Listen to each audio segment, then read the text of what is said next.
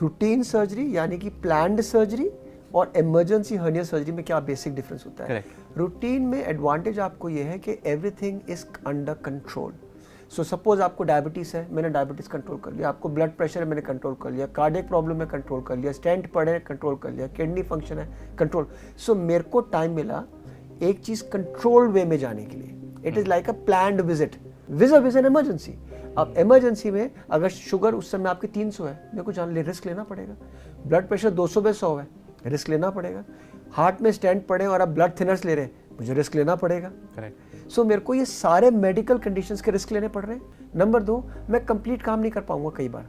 For example अभी recently हमने एक केस किया, ही केम विद स्ट्रैंगुलेशन। स्ट्रैंगुलेशन मतलब आंत आई, अटक गई और धीरे धीरे उसका ब्लड फ्लो कम हो गया।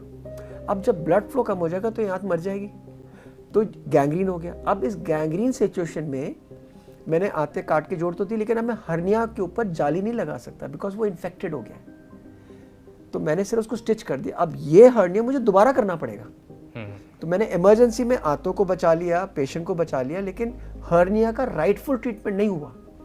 अब एक और सर्जरी होगी। सो इसलिए emergency is always unsafe. Yes sometime we have to deal with them, कभी कभी करना पड़ेगा। और वो इसलिए करना पड़ेगा क्योंकि हमने ध्यान नहीं दिया हर्निया को, सोचा मुझे कुछ नहीं होगा।